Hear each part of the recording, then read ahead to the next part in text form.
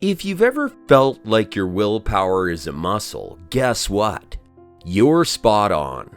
Just like our biceps or triceps that tire after an intense workout, our willpower can get exhausted.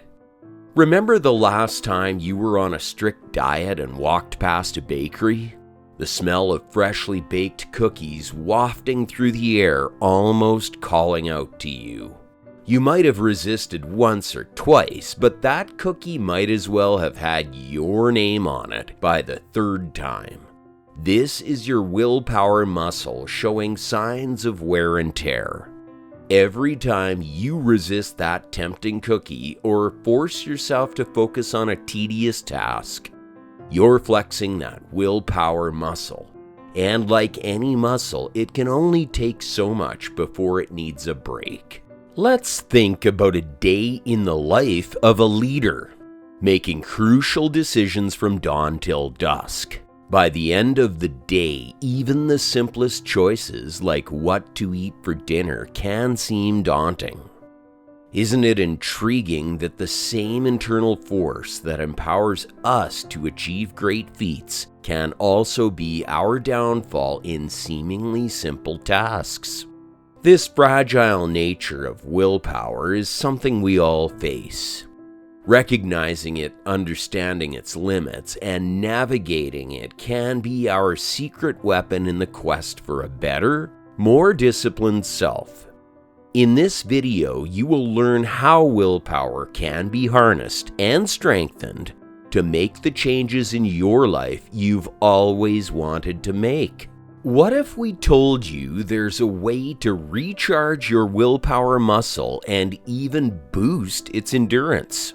We've all heard those stories of remarkable individuals who seem to possess an endless supply of willpower, and it's tempting to think they're just born with it.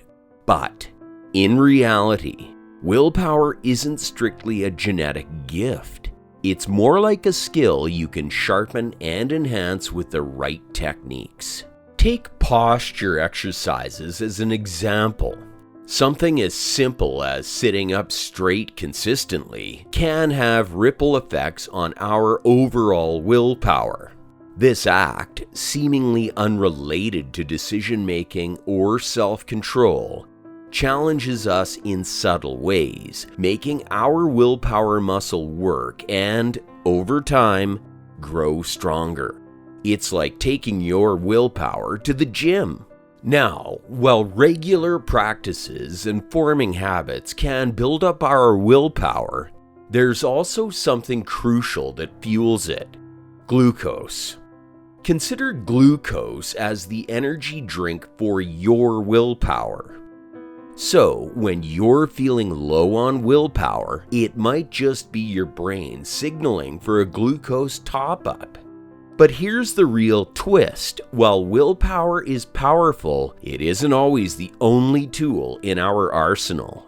In life's grand journey, relying solely on our inner resolve can sometimes feel like trying to cross an ocean in a paddle boat.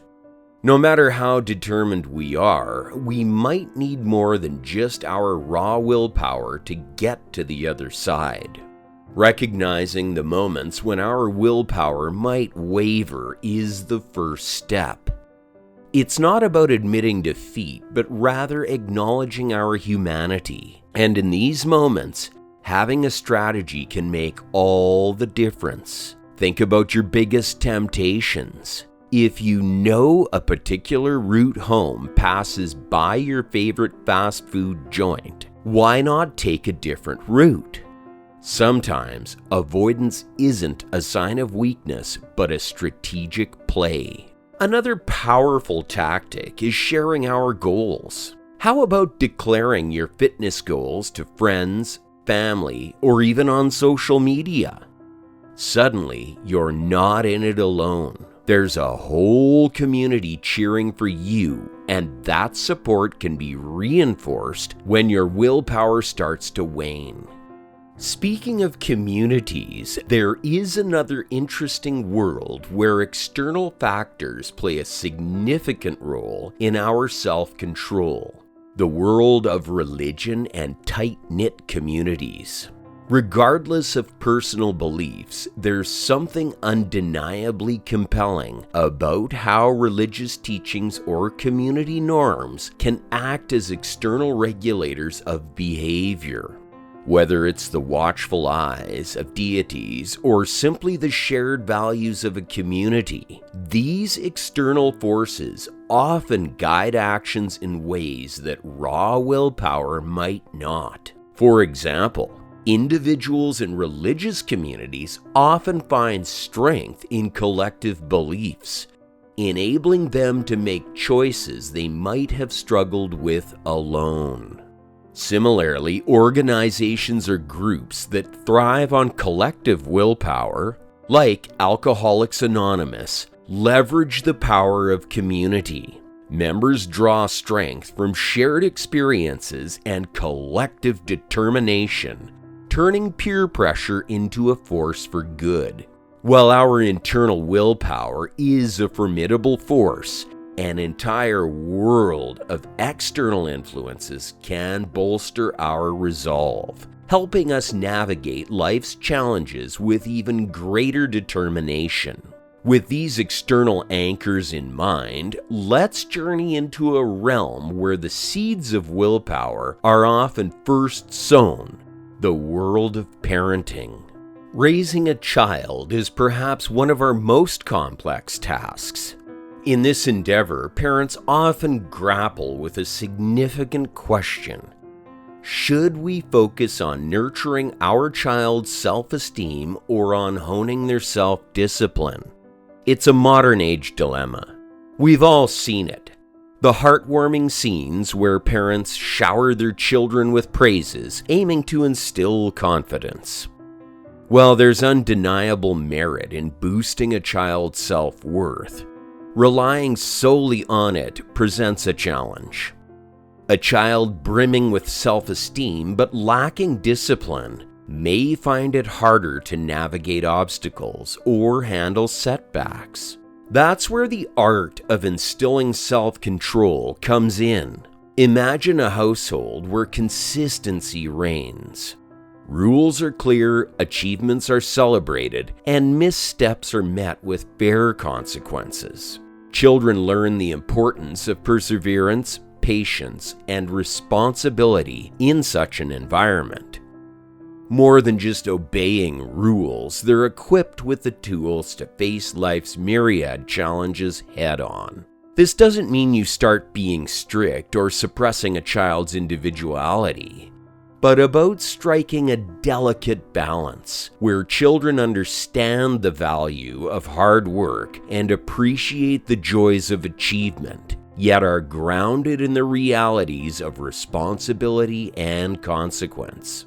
In fact, some of the most successful individuals often trace back their resilience and drive to the values instilled in them during their formative years. They speak of parents who set clear goals, maintained consistent standards, and, importantly, rewarded excellence.